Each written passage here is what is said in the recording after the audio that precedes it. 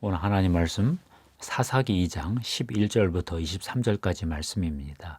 이스라엘은 왜 바알 숭배로 넘어가게 되었을까 생각해 보았습니다. 최근 김형국 목사님 이야기를 들었는데요.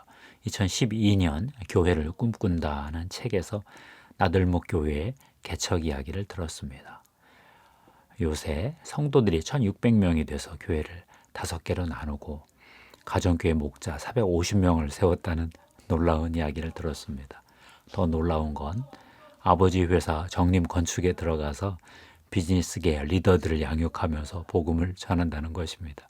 벌써 경제계 누구누구를 전도했다 하는 소문이 들리네요. 과격한 제자도 문제로 아버지와 대립하다가 IVF 간사를 하고 미국에 유학 가서 신학 공부하고 돌아와 창의적인 교회를 개척했습니다.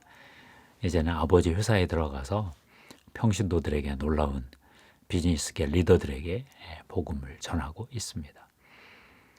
아버지의 신앙의 대를 잇는 것도 어려운데 아버지보다 더 창의적인 신앙 생활을 한다는 것이 놀랍습니다. 너무나 예외적입니다. 1세대 신앙을 2세대가 이어받기가 참 어렵기 때문이지요. 오늘 말씀도 이스라엘이 신앙이 계승되지 않아 겪는 어려운 이야기를 담고 있습니다. 여호수아가 죽자 이스라엘 백성들이 너무 빨리 가나안의 신 바알 신앙으로 넘어가 버린 것인데요.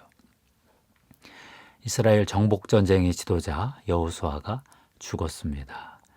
모세의 시종으로 그 리더십을 승계하고 가나안 정복전쟁을 그 사명을 다 완수했는데요. 죽었습니다. 문제는 다음 세대가 하나님을 알지 못한다는 것입니다.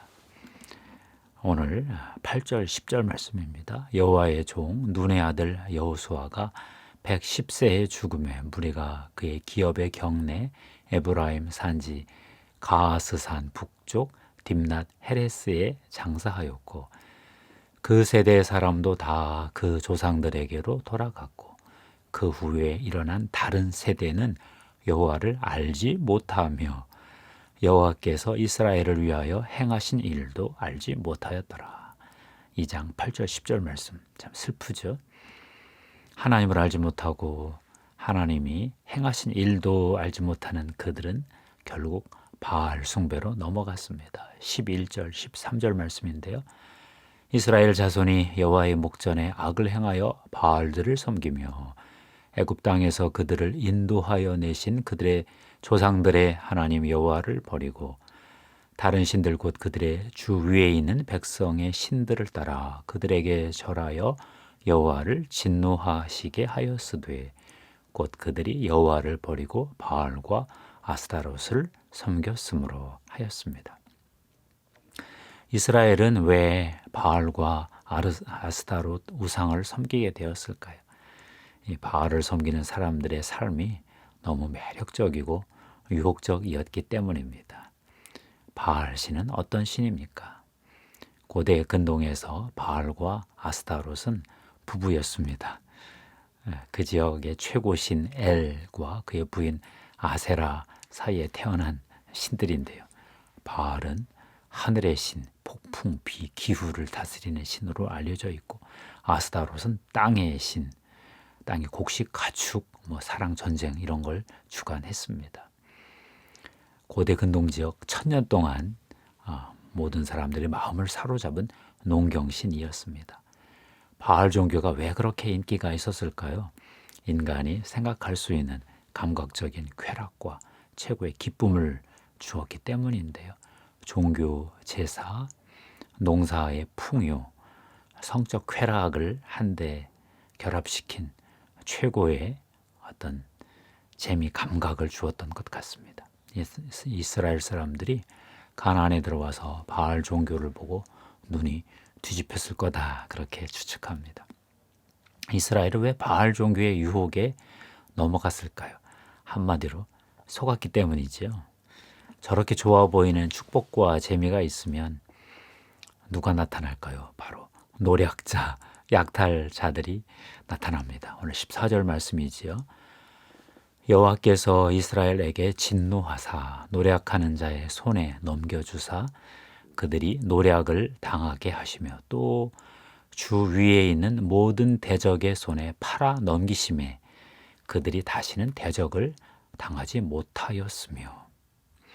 이스라엘이 얼마나 강했습니까? 여호와의 인도 아래 정복 전쟁을 승리로 이끈 주변의 모든 종족들이 다 벌벌 떨었던 그런 강한 족속이었습니다. 그런데 이제는 약탈 당하고 있습니다.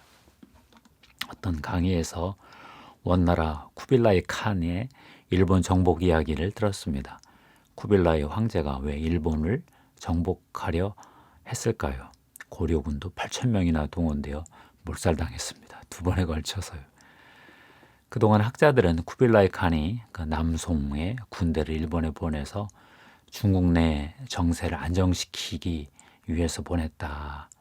그렇게 설명했습니다. 그런데 최근에는 그게 아니고 일본에 황금이 많다는 소문이 퍼졌기 때문이라는 것입니다. 그러면 바로 노략자들이 붙는 거죠. 남미의 잉카 제국 아즈텍 문명도 금과 은이 없었으면 저렇게 스페인에게 몰살 당했을까 하는 생각이 듭니다. 그러면 우리 하나님 나라 성도들은 어떻게 살아야 하겠습니까? 세상의 행복과 성공 좋아 보이는 그런 것을 따라 살면 그냥 노예가 되고 마는 것입니다. 약탈당하고 마는 것입니다. 하나님이 약탈당하게 그냥 두십니다. 우리는 하나님의 성품과 하나님의 목적에 따라 살 때에만 빼앗기지 않는 축복을 누리고 영원한 행복과 재미를 경험할 수 있습니다. 하나님의 성품이 있지요. 모세에게 드러내신 하나님의 성품이 있습니다. 출애굽기 34장 6절 7절 말씀이었습니다. 여호와라 여호와라 자비롭고 은혜롭고 노하기를 더디하고 인자와 진실이 많은 하나님이라. 인자를 천대까지 베풀며 악과 과실과 죄를 용서하리라. 그러나 벌을 면제하지는 아니하고 아버지의 악행을 자손 3, 4대까지 보응하리라. 하나님은 은혜 베풀기를 정말 좋아하시는 분입니다. 본성 자체가 은혜이십니다. 은혜가 본성입니다.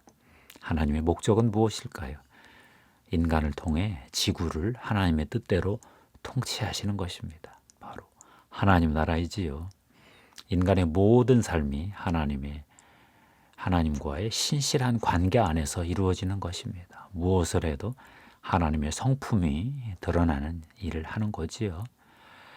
하나님은 이스라엘을 통해서 이 일을 하려고 했습니다. 그래서 모세를 보내서 이집트에서 출애굽시킨 것이지요. 이스라엘은 가나안 땅에 들어와서 첫 판부터 실패입니다. 여호수아 다음 세대가 바로 바알 우상을 섬기는 선택을 하고 만 것이지요. 그러나 우리는 성경 전체의 이야기를 알고 있습니다. 하나님은 우상을 섬기는 이스라엘에게 노략질을 당하게 하시고 다시 하나님에게 돌아오게 하는 일을 수도 없이 반복하셨습니다. 하나님은 포기를 모르십니다. 인간의 행위는 어떻게 일시적으로 바꿀 수 있어도 마음을 바꿀 수 없다는 어떤 그런 중간 결론이 나오자 하나님의 아들 예수 그리스도가 십자가에서 인류의 모든 죄값을 대신 치르게 하시고 성령을 부으심으로 마음을 바꾸는 일을 시작하셨습니다. 인간의 마음에 남은 육의 잔재를 처리하기 위해서 하나님은 성령으로 계속 수고하셨습니다. 인간의 모든 삶의 환경을 통해서 인간들의 내면을 바꾸어 가시는 것이지요. 하나님의 성품을 이해하고 하나님의 목적에 자기 삶의 목적을 맞춘 사람들이 생겼습니다. 이들이 바로 교회 공동체입니다. 하나님은 이들을 통해 하나님의 통치를 이루시고 그 징표로 이 땅에서도 상당한 축복을 주고 계시지요. 김대륜 교수가 있습니다. 2021년 6월 패권의 대이동이라는 책을 출판하셨어요. 근대의 패권은 왜 스페인, 네덜란드, 영국, 미국 순서로 넘어갔을까? 이런 질문에 대해서 설득력 있게 설명하셨습니다. 패권 국가가 세계 변방에서 중심부로 도약할 때 경제 체제, 재정 체제, 제도가 중요하다 이렇게 분석했는데요. 경제 체제와 재정 체제라는 제도적 문제가 핵심이었다 이렇게 보았습니다. 세계 패권의 이동을 하나님의 지구 경영, 세계 경영이라는 관점에서 생각해 보았습니다. 하나님은 왜 한 나라를 망하게 하시고 또 다른 나라를 세우실까? 중심부에 있던 나라를 무너뜨리시고 변방에 있던 나라들을 패권 국가로 세우실까? 경제, 재정, 체제, 제도의 문제만일까? 우리는 그것 이상이 있다고 믿지요. 하나님의 구속사적 의도가 있다고 봅니다. 하나님께서 한 나라를 세우실 때 그 나라를 통해 하나님의 구속사를 일부 전진시키는 거지요. 그 나라가 이제 감당을 못하면 또 다른 나라로 바꾸시고 그러시는 것 같습니다. 우리도 개인적으로 하나님께 많은 축복을 받습니다. 이 축복을 주신 이유가 하나님께 있지요. 왜 이 복을 주셨을까? 고민하면서 내가 받은 복이 하나님의 세계 경영, 세계 통치에 일조하면서 더 큰 복을 받는 어떤 영적인 선순환이 있었으면 좋겠다. 그런 마음을 품었습니다. 사랑하는 성도 여러분, 여러분의 삶 안에 주신 모든 복은 하나님이 하나님 나라에 기여하라고, 하나님의 세계 통치 경영에 협력하라고 주신 것입니다. 하나님의 의도를 잘 알고 이스라엘 백성들의 실패를 넘어서서 교회의 축복으로 이어지시기를 바랍니다. 기도하겠습니다. 하나님 감사합니다. 이스라엘 백성들은 실패했으나 우리 교회 공동체는 성공하게 해주시옵소서. 이미 많은 교회와 많은 국가가 하나님 나라 일들을 감당해 왔습니다. 또 때가 되면 또 무너졌지만 하나님은 다른 교회와 다른 국가를 쓰셨습니다. 하나님, 한국 교회 포기하지 마시고 한국도 한 번 더 들어 써 주실 기회를 주시옵소서. 하나님 감사합니다. 이 마지막 시대에 하나님 나라 세계 경영에 참여하는 한국과 한국 교회 되게 하옵소서. 나 개인도 하나님 나라에 참여하며 더 큰 복을 받게 해 주시옵소서. 우리 구주 예수님의 이름으로 축복하며 기도하옵나이다. 아멘.